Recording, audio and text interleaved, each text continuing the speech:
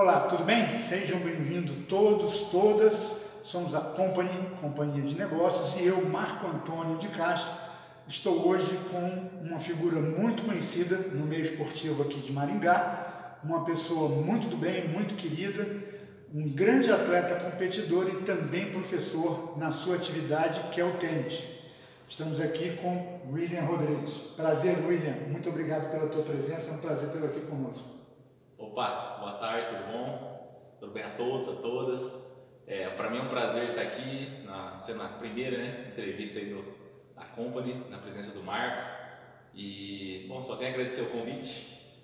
Só falar um pouquinho de mim, né? Sou o William Rodrigues, sou o coordenador de tênis do Maringá Clube atualmente, um atleta amador, mas um competidor. Estou treinando bastante aí para figurar bem, né, no tênis, tanto da cidade quanto no estado, e estou pronto para compartilhar um pouquinho aí da minha experiência no tênis. Bacana. Você falou de amador, mas dá uma impressão de que o amadorismo no tênis não é num nível tão elevado. Para quem conhece, quem tem visto os últimos torneios, principalmente aquele que você subiu de classe, de categoria, são amadores num nível muito elevado, né? Sim. A gente poderia dizer até que são quase pré-profissionais, então Sim.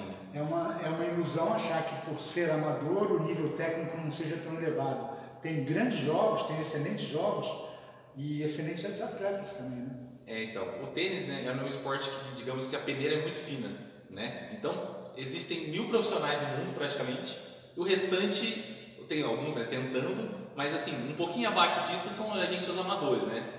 Eu que atualmente sou de segunda classe, né? A primeira classe, para você ter noção, tipo, da última torneio que eu participei, quem foi campeão já foi 630 do mundo. Então, assim, é um amador, mas assim, realmente o nível que eu estou jogando atualmente é um nível alto. Mas assim, dentro dos torneios tem de segunda até oitava classe, né? Que seria a primeira é a mais forte, a oitava é a mais fraca. Então são várias camadas no tênis, assim, sabe? Legal, legal. Nós estamos falando aqui de tênis, de esporte no geral, vão haver outros entrevistados de outras modalidades, porque, como vocês já devem ter visto nos nossos vídeos, a Company tem se dedicado ao desenvolvimento, tanto humano, pessoal e profissional, como principalmente corporativo, da micro e pequenas empresas. E o esporte está muito ligado ao desenvolvimento humano. Nós vemos que quem foi esportista competidor na sua juventude tem uma tendência maior a um desempenho mais elevado nas suas atividades profissionais. Então isso é muito relevante e muito importante. E por isso que nós vamos trazer alguns detalhes do esporte para dentro da nossa realidade aqui no Instagram e também no YouTube, em todas as plataformas em que nós estivermos. Bom, eu queria ressaltar, antes de partir para a próxima pergunta, que o tênis tem se enraizado, como sempre, como um esporte de elite. Todo mundo sabe que é um pouco caro você manter raquete, isso e aquilo, mas existem projetos que lidam com pessoas de poder aquisitivo menor e que também têm revelado atletas de qualidade e de valor. Então isso por si só já é uma superação, e a superação faz parte da vida do ser humano, tanto no campo pessoal como profissional. Então isso é uma coisa muito gratificante. Seria melhor se houvesse políticas públicas voltadas a isso, mas por enquanto nós, brasileiros, aqui no Brasil ainda é muito fraca a política pública para isso, para a implementação dos esportes, mas é uma coisa que a gente tem esperança de algum dia observar que isso aconteça. Bom, William, você falou do teu amadorismo quase profissional, num nível bastante elevado. A gente queria saber um pouco de você, como é que foi a tua entrada, né, no esporte, a tua infância, a tua adolescência, o que te levou a entrar no tênis? Bom, né, eu fui criado num bairro ali, né, de Jardim Universo aqui de Maringá, e sempre brinquei muito na rua, sabe? Eu acho que eu fui assim, a última geração, né, eu sou de 95, acho que eu fui a última geração a poder brincar na rua. Então assim, eu sempre preferi brincar do que assistir TV, do que jogar videogame, sabe? Até porque eu não tinha videogame, né? Tinha TV tinha, mas chamou pra brincar, eu ia Você brincar. Você não vem de família abastada? Né? Não. Meu pai, ele é vendedor ambulante, né, de verdura na Kombi. Minha mãe, até os meus 5 anos, ela trabalhava no hospital, então assim, foi bem difícil. Aí depois que ela conseguiu entrar na prefeitura, ela conseguiu trabalhar um pouco menos, ter um salário estável e tal, melhorou um pouco a nossa condição, assim. Mas assim, então, eu sempre fui um apaixonado por esportes, brincadeiras, enfim, desde criança. E quando eu completei 13 anos, o meu vizinho da frente, eu completei no dia de 14, né?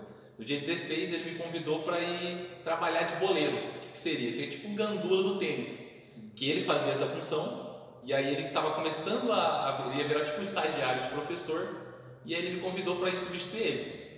Aí eu falei com a minha mãe, né? Minha mãe falou assim, pensou, né? Vai lá, né? Não vai dar nada isso aí, não vai trabalhar, né? O moleque de 13 anos vai querer trabalhar. E foi aí que eu comecei no tênis. Aí eu comecei a ser gandula, e aí além de eu gostar, de começar a ver o esporte legal, eu tinha esse meu amigo que era um exemplo para mim, né? Além de ser muito amigo meu, eu vi que ele começou através do tênis a ter uma profissão. Ele começou a fazer faculdade de educação física por isso, e começou a dar aula, e comecei a ver ele crescendo. Então ele foi tipo, meio que um exemplo para mim, é o Renato, né? Mandar um abraço para você, Renato. Ele foi um exemplo para mim assim de tipo assim, opa, isso aqui pode ser além de uma coisa, uma experiência, ganhar um dinheirinho aqui agora, pode ser uma profissão para a vida. Então foi passando o tempo, eu comecei a treinar, com o apoio da minha mãe também, que tipo, sempre me apoiou, principalmente nos torneios, assim, sabe? Ó, vai lá, eu pago a inscrição, te levo, te busco, ela sempre me apoiou muito. E tanto, aí teve outros professores também, né, que me ajudaram me dando treino, me colocando em aula, porque eu não tinha condições de pagar. Mas aí, tipo, eu ganhei raquete, abraço Cuca, nunca vou esquecer disso. Me deu uma raquete, me deu vários treinos. E aí eu fui desenvolvendo e realmente, tipo assim, com 16 anos foi onde eu tomei a decisão, porque eu queria seguir a carreira de professor de tênis. Porque foi quando o meu pai me questionou, né? Tipo, eu ganhava pouquinho, né? Aí ele falou, você não quer pegar um emprego, um outro emprego, para você ganhar mais? Talvez seria no mercado, alguma coisa assim. E eu falei para ele que não, porque eu não estava pensando no curto prazo, eu estava pensando no longo prazo. Que eu queria. Isso você estava com quantos anos? 16 mais ou menos. Já era uma visão empreendedora, né? Sim, não, com 16 anos eu já fiz o primeiro consórcio. Eu ganhava meio salário mínimo, metade desse valor era de consórcio, que eu pagava para uma moto. Um investimento. Investimento. E então, aí quando eu saí do colégio, né, fiz o Enem. E aí, através do Enem, eu consegui uma bolsa de 100% integral na Unicesumar, em Educação Física. E aí eu sou formado em Educação Física bacharel e licenciatura, que eu posso dar aula em escolas ou em academias e tudo mais. Bacana. Bom, isso é muito bom, porque nós temos aqui um exemplo claro de aonde o esporte pode levar o ser humano, ou seja, aonde pode contribuir para o seu autodesenvolvimento, para o seu desempenho, aonde você pode chegar. Eu conheço histórias até um pouco mais graves, inclusive eu dei aula de jiu-jitsu muitos anos, tive o prazer de conviver com a família Gracie por mais de 15 anos, e eu consegui observar pessoas que tinham uma índole, vamos dizer, questionável, garotos que eram meio indisciplinados, que eram meio bagunceiros, meio brigões de rua. Ao ter contato com o esporte, seguir a disciplina, seguir a orientação, e não é porque o professor brigava ou porque o professor botava de castigo se fizesse uma malcriação, não, simplesmente por observar que o caminho para uma vitória exigia um esforço de treino maior, que o caminho para um bom desempenho, para ele ir bem no esporte, exigiria uma dedicação mais acentuada, ou seja, consequentemente ele via que para ter o benefício de alguma coisa, ele precisava se comprometer por outro lado. Então isso o esporte traz, ninguém tira isso. Eu conheço inúmeros exemplos de pessoas pobres. Eu conheço um exemplo de um conhecido do jiu-jitsu. Ele era de favela, de comunidade, como chamam hoje em dia, a favela do Morro do Santa Marta, em Botafogo. O pai era porteiro e a mãe era do lar, era de casa, cuidava de casa. Esse rapaz, por esforço próprio, treinava de graça, porque o tio Hélio deu a bolsa para ele treinar jiu-jitsu de graça, ele ajudava só varrendo o tatame no final. Esse homem se tornou líder fiscal, chefe dos fiscais de um departamento da Receita Federal no Rio de Janeiro. E chegou a ter, tem hoje em dia ainda, está aposentado, um padrão de vida excelente, sendo fruto de uma favela, de uma comunidade. E por falar em pessoas carentes, William, você me comentou que você teve a oportunidade de dar aula num projeto social, não é isso? Sim. Eu queria que você falasse um pouco sobre isso. Então, lá em novembro de 2014, foi um pouquinho antes, né? A gente recebeu o convite, né, de um tenista, que era um cardiologista, ele comprou um terreno lá no Sarandipo, que é uma cidade vizinha aqui, que é uma cidade periférica de Maringá, né? Então tem muita gente que trabalha em Maringá, mas mora lá. Como em São Paulo, Guarulhos e São Paulo. Isso, essa é a mesma coisa. E ele comprou um terreno num jardim lá, chama Jardim Verão, que não tinha nem asfalto quando a gente começou aí. E ele construiu 2 quadras de tênis do próprio bolso. E aí ele contatou, né, a gente, o professor Juliano também, e aí a gente começou um projeto social de tênis. Então a gente foi atrás de doação, então muita gente do tênis ajudou com raquete, tênis, roupa, bolinha, material. E aí a gente começou em novembro de 2014 esse projeto social. E aí, tanto eu quanto o professor Renato iam no período da manhã, o professor Juliano e o professor Guilherme no período da tarde. Ainda existe esse projeto? Esse projeto ainda existe. Que legal. E o que é mais legal desse projeto é o seguinte: nessa primeira aula que a gente deu lá, tinha uma criança, né, nessa época, que chamava Luiz, que hoje é quem toca o projeto Ponte. Ele quem coordena tudo lá, dá aulas lá, eles quem a gente conseguiu criar, né, no primeiro momento a gente tocar o projeto, né, e a gente foi formando esses professores. Então hoje a gente tem, eu acho que 12 crianças dali que estão na faculdade ou já se formaram, não só em educação física, né, para dar aula de tênis, mas também em economia, agronomia, administração. Muito então a gente tem muito orgulho disso, sabe? Porque a gente sente que o projeto colocou essas crianças no mundo, né? O tênis coloca eles no mundo, que eles ampliaram os horizontes, sabe? Eles não viam, acho que só aquela oportunidade de empregos de ganhar mais baixo, enfim. Eles conseguiram ampliar os horizontes para crescer, sabe? E parte por um network maior também, né? Conhecem mais pessoas. Com certeza. Esse que eu comentei, que faz economia, em contato com o pessoal do tênis, já entrou numa empresa grande e já conseguiu usar e se alinhando. Então, assim, e que você falou, comentou do rapaz que treinava de graça para só varrer o tatame e tal, a gente sempre quis criar essa cultura deles cuidarem do projeto. Falar assim, gente, o projeto é de vocês. A gente vem aqui, mas o projeto é de vocês. Então a gente sempre ensinou eles a cuidarem das quadras, sabe? Tem que fazer a manutenção, tem que molhar, tem que ver se tem bolinha perdida. Não pode, desvalorizar o que vocês têm aqui. Então eu acho que isso a gente pegou muito no pé e a gente sente que valeu a pena. E funcionou. Muito legal. Para você que é mãe, que é pai, a gente queria também dar um recado. A importância do esporte ela é tamanha, ela é tão grande que ela não é só pensando em futuro, no que vai alavancar, no network, que sim, tudo isso existe e é altamente positivo. Mas existem coisas, inclusive, da própria saúde. Eu me admirei, uma vez, eu sou doador de sangue, uma vez eu fui doar sangue em São Paulo, e aí, chegando lá, era uma época que eu estava treinando duro para competições de jiu-jitsu. Eu também fiz polo aquático, uma boa época da minha vida, no Rio de Janeiro, mas aí, quando fui para São Paulo, parei com o polo aquático, continuei só com jiu-jitsu. E aí ela tirando sangue, ela disse, você deve ser atleta, né, e de alto desempenho. Eu disse, como que você sabe, só tirando sangue? E a enfermeira falou, porque o sangue de quem é esportista de alto desempenho, ele é menos escuro do que não é, do sedentário. Ele tem um pouco de rosa no meio.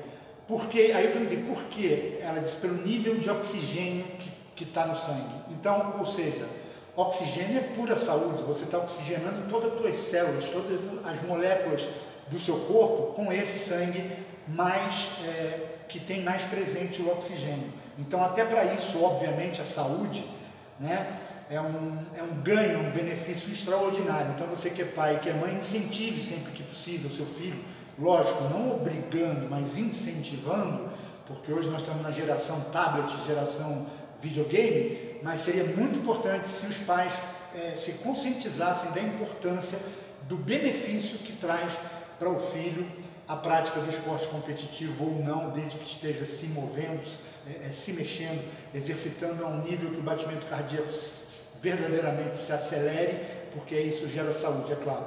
Um jogador de xadrez é um esporte, mas ele não vai mexer tanto com a fisiologia dele. Nós estamos falando aqui de esportes que elevam o batimento cardíaco, é claro. Ô Marco, só acrescentando aqui, eu estava conversando com um aluno meu que é cardio, a gente estava comentando, né, sobre a questão de esporte, né, de testes de cardíaco, assim, E a gente comentou, né, com um fator assim que geralmente, né, as mulheres não praticam muitos esportes quando são adolescentes, não são estimuladas a isso. Sim. E aí, o que acontece? Quando eles vão fazer os testes, tipo assim, hoje com 45 anos, 50, o homem, mesmo estando obeso, acima do peso, mesmo estando no sedentário no momento, ele geralmente tem o cardio melhor do que a mulher, que mesmo que esteja mais, tipo, em forma, enfim, esteja com uma vida regrada, porque ele praticou esportes quando era jovem, adolescente, e a mulher não, geralmente não. Isso é uma informação importantíssima, eu não fazia ideia disso. Então, conversando com o cardio essa semana, ele comentou sobre isso comigo, sabe? Então, para vocês que são as meninas, se liguem nisso, com as filhas mulheres também, que Sim. Quanto mais incentivar o esporte, melhor ainda para aumentar essa estatística aí do lado feminino, né? Bom, William, eu queria partir agora para uma pergunta. Você me falou, você tem a MEI, né? Que é uma microempresa individual. Você já pensou em dar escala a isso? Algum momento da sua vida você disse assim, puxa, o tênis está me ajudando a me manter bem, confortavelmente, mas eu poderia ganhar mais. Você pensou em algum momento em dar escala ao seu trabalho? Olha, Marco, como eu vou te dizer, né? Como eu nunca tive a gente nunca teve, né, educação financeira, nem um sonho muito alto, né? Então, assim, as coisas foram acontecendo naturalmente. Tanto é que eu dava aula em uma academia, né? Não tinha meu MEI nem nada. E aí, conforme foi aparecendo uma oportunidade, eu fui convidado para ser o coordenador lá no outro clube, né? No Clube Olímpico. Mas ainda trabalhando por outra empresa. Então eu fui, aí de lá essa empresa saiu. Então aí eu fiquei com essa opção de assumir, só que tendo que criar o meu CNPJ, a minha empresa. E foi também, aí eu fui, fiz e tal, mas assim, em nenhum momento foi algo planejado, não, foi algo que aconteceu de forma natural. Tanto é que agora eu recebi o convite para ir para o Maringá Clube, estou aqui, né?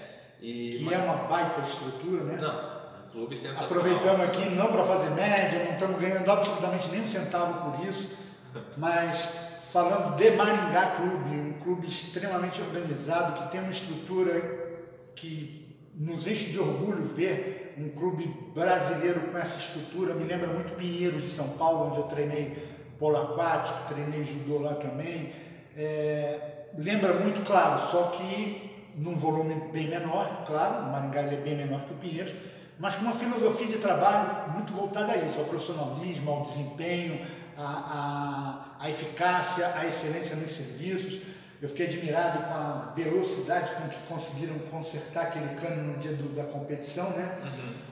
Eu estava assistindo a uma competição, o William, você estava jogando aqui no campeonato, não? Eu acho que nesse não. Não, né? Estava só organizando. Sim. O William estava organizando o campeonato, eu estava aqui com ele assistindo, e de repente uma peça da instalação hidráulica que alimenta as bombas que irrigam as quadras, são todas de saibro, estourou. Não deu uma hora, estava consertado. Correram daqui e dali, não tinha ninguém da manutenção do clube, conseguiram acionar um especialista, o cara veio, consertou, resolveu, em menos de uma hora estava resolvido, nenhum jogo foi adiado, né? nem nada foi interrompido, ou seja, uma coisa que correu para eficácia e uma coisa bacana de se observar, e a gente se admira com a qualidade da administração do clube. Bom, William, pegando o gancho aqui, só para fazer uma colocação, por que eu perguntei agora sobre a organização da MEI? Qual a demanda da Company? A Company, qual é exatamente o objetivo dela? Infelizmente, nós temos no Brasil uma estatística muito ruim. 75% das micro e pequenas empresas fecham as portas antes de 3 anos de existência. E por que isso acontece? 2 fatores muito simples: falta de planejamento estratégico e desorganização. Nós, brasileiros, não estamos preparados, não estamos acostumados, não temos cultura de planejamento estratégico. Quando fala assim, vamos fazer um plano de negócios. Eu fui consultor em São Paulo por alguns anos, atendi 97 casos, alguns deles pelo Sebrae São Paulo, da Vergueiro. Nunca nenhum deles tinha plano de negócio e nunca nenhum deles tinha balanço mensal, o DRE, descritivo de resultado do exercício, mensal ou anual. Não tinha.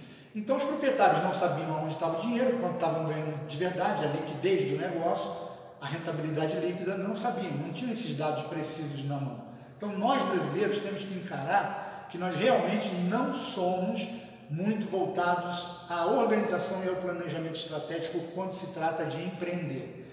Mas isso aos poucos está mudando. Aos poucos nós estamos corrigindo um caso aqui, corrigindo outro ali. O Sebrae faz um grande trabalho, as associações de comércio, cada uma da sua cidade faz seu trabalho também. Isso está auxiliando.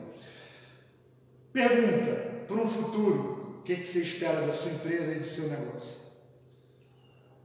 Aí que tá. Quero ganhar muito dinheiro se der, né? Quero ganhar dinheiro com certeza. Mas, até neste momento, eu não tenho nenhum planejamento, nenhum direcionamento ainda. Não tem ainda o norte a seguir. Não. Assim, uma coisa, né, que não é para um futuro próximo e tal, mas que eu acho que é o meu futuro, assim, é algum dia, né, poder criar a minha academia, né, de tênis. Mas, assim, é algo que, assim, ainda vejo muito distante. Mas é uma consequência meio que natural, né, do teu ramo. Mas se eu não planejar, não vou conseguir. Sim, mas um futuro meio, assim, natural seria partir para uma academia sua. Pela trajetória que eu estou percorrendo, sim, porque eu busquei isso, né?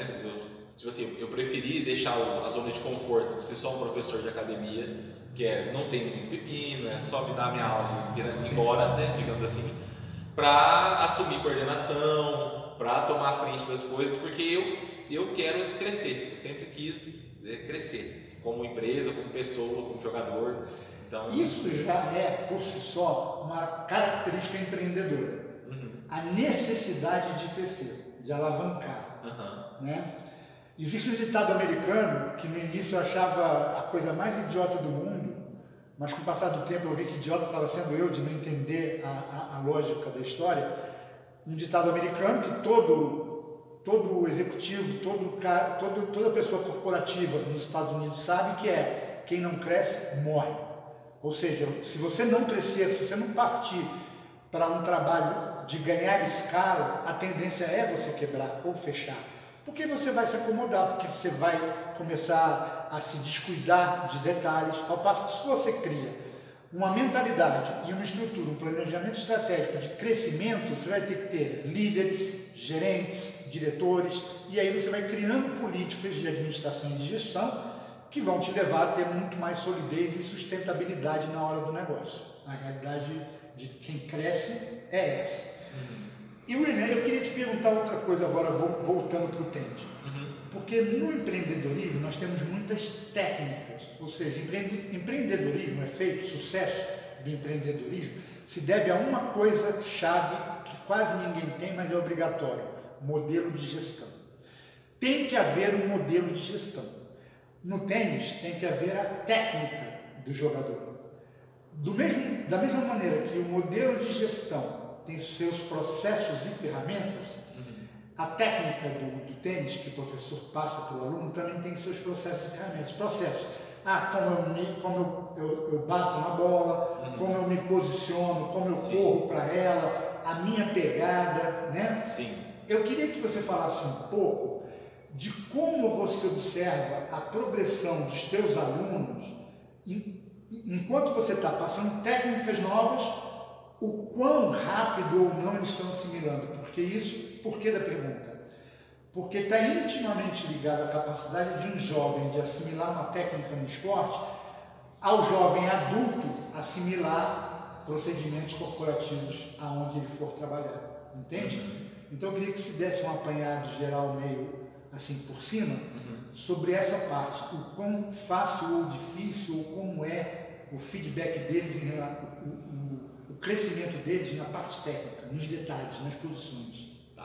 Sim, Marco, a minha metodologia, né, para ensinar o tênis, né, para passar os meus conhecimentos, é através primeiro da demonstração, né? Então chega uma pessoa iniciante até mim. Eu vou primeiro mostrar como é que faz a técnica, né? Por exemplo, um forehand, né, que é o golpe de direita ali. Eu vou mostrar para ele como é que é. Primeiro eu prefiro mostrar e depois eu explico o porquê que eu estou fazendo aquilo. Tipo, por que eu tenho que passar a raquete por baixo da bola e terminar no ombro? Porque a gente vai gerar um efeito que chama top spin. Top spin é para você tirar a bola da rede e ela cair rápido no fundo, não escapar no fundo. Então, a primeira coisa é mostrar para a pessoa ver, visualizar e depois fazer ela entender o porquê. Aí o próximo passo é fazer ela, colocar ela para fazer. Ó, eu sempre dou uma brincada. Eu falo assim, ó, parte teórica já foi. Agora vamos para a prática para ver como é que vai ser. E aí eu jogo a bolinha perto dela do jeito mais fácil possível, mais simples possível, vou do lado da pessoa, jogo a bolinha e falo, deixa ela pingar e bate para ver o que vai dar. Aí ela começa a bater, aí eu vou, ó, sobe um pouquinho mais, ajusta isso aqui. Leva a raquete mais para trás. Aí o feeling são pequenos ajustes. Porque o tênis é um esporte de uma técnica muito refinada, né? Então você tem que ir aos poucos ir passando os detalhes. Porém, não pode ser demais também. Porque se você for muito técnico, a pessoa não consegue ir para frente.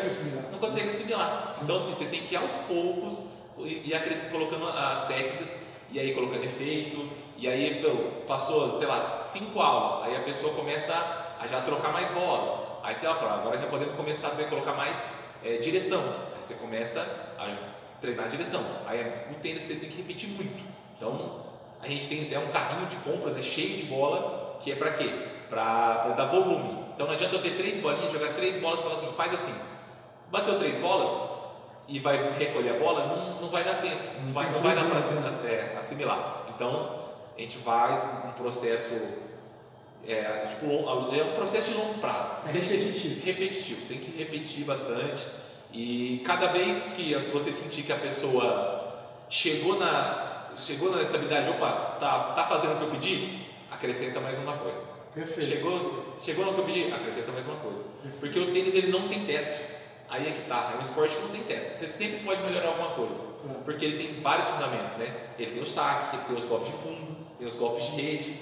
Então, ele não é uma coisa só. E além de tudo, o tênis ainda tem as variações. Porque tem cada bola que vem para você rebater, ela vem com uma altura diferente, uma força diferente, um efeito diferente. Sim. Então, essa analogia eu acho interessante pelo seguinte, aonde eu queria chegar com essa pergunta. Todo e qualquer esporte, claro, tem um início, tem uma época em que o garoto começa a treinar melhor. Isso eu vi no jiu-jitsu, no polo aquático, no tênis aqui, vendo os treinos da garotada, os alunos do William, sempre que eu passo por aqui e vejo ele dando aula, eu acompanho. Eu tenho observado o seguinte, tem tido uma melhora muito rápida de alunos seus, né? Eu pensava que, vai levar um ano para o cara aprender a bater direitinho. Não, aquelas crianças que treinam junto com você, as 3, eu assisti uma aula deles no mês seguinte já estavam batendo de uma maneira muito melhor do que um mês anterior. Então, quer dizer, existe uma implementação muito rápida, eu fiquei admirado, né? E a analogia que eu gosto de traçar no mundo corporativo para o mundo do tênis, por exemplo, do esporte, é que isso que ele falou é muito importante, tem que haver a repetição. Ele tem que demonstrar para o aluno como é que se faz, né? No mundo corporativo é a mesma coisa, quando a gente pega um restaurante, por exemplo. Não adianta chegar para o garçom e dizer assim, olha, nossa mesa é assim, ó, tá vendo ali? É daquele jeito que monta, tem que haver uma integração, ele tem que ser treinado para fazer aquilo. Você vai executar aquilo como? Você vai limpar aquela mesa como? Com álcool, com solução de água diluída em detergente diluído em água, com pano seco, como você vai limpar? Então, tudo no mundo corporativo tem que estar descrito, quando a gente fala de normatização, quais são os métodos, quais são os processos e quais são as ferramentas utilizadas.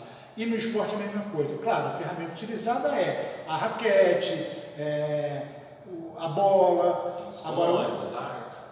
Agora os processos são importantes. Como que você vai bater no top spin, como que você vai fazer a pegada na raquete. Outro dia você me mostrou a pegada, né, a diferença daquela pegada, achei uma coisa impressionante. Mudou a pegada, muda completamente o desempenho da batida do jogador. Então, achei uma coisa muito interessante. Hoje em dia, qual você acha que é a perspectiva do tênis brasileiro em relação ao resto do mundo? Você acha que nós temos como melhorar? Vai ficar como está? Ou vai piorar? Como é que você acha que estão surgindo novos talentos? Como é que você vê essa nossa atualidade? O tênis brasileiro ele passou por uma grande fase ali nos anos 2000, né? A gente teve o Guga, foi o número 1 do mundo, o único brasileiro, né? No masculino a ser número 1 do mundo. Sim. E só que assim, foi um ponto fora da curva. A gente não tinha essa estrutura, nada para ter um número 1 do mundo. Só que o Guga foi muito acima da média. Ali nessa época a gente teve também o Meligeni, Sareta, mais alguns outros jogadores que beiraram ali o top 20, ficaram entre os 50, top 100, enfim. Depois disso a gente deu uma decaída, teve o Tomás Bellucci ali que chegou a ser 21 do mundo, que é um grande tenista também. Aí no cenário atual, o Martin chegou a ser 21 do mundo. Não, realmente ele foi um grande tenista.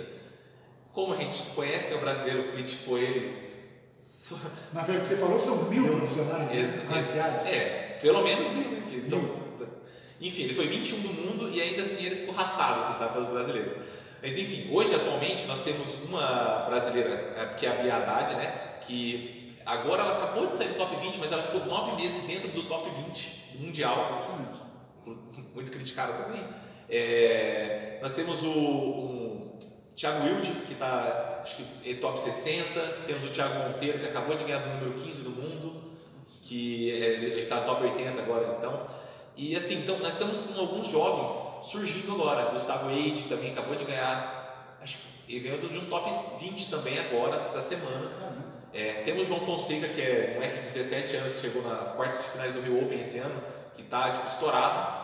É a nossa esperança assim, atual. E só que não falando só de jogadores, também eu acredito que o tênis brasileiro vai crescer, tá? Ele está num caminho bom, porque nossa base de ensino começou a melhorar. Nós temos um coordenador da capacitação brasileira de tênis, da CBT, que chama Caio Cortella.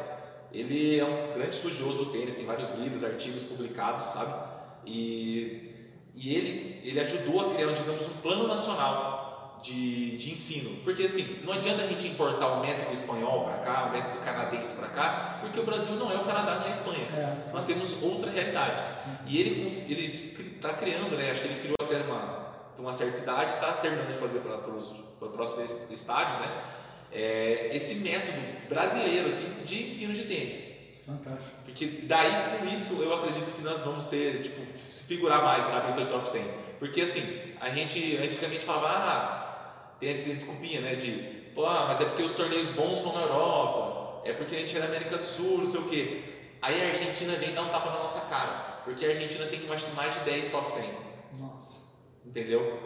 A Argentina com um país minúsculo, mas eles têm mais de 10 tenistas dentro do top 100. Igual no basquete, né? Os caras são campeões mundiais de basquete. Então, como é que a gente vai falar que é uma localização? A gente não tem essa desculpa. Então, realmente é a organização, é um método. Porque assim, no Brasil era muito... Como o Brasil é esse país gigante, né? No Rio se treinava com uma metodologia mais puxada para, sei lá, espanhol, por exemplo. Em Brasília se treinava mais com o canadense. Em Minas Gerais era mais o francês. Então, não se conversava. Então, assim, com essa estrutura lá da base, eu acho que nós temos grandes frutos para colher. Graças a Deus. Que Deus nos abençoe e que a gente continue com essa organização.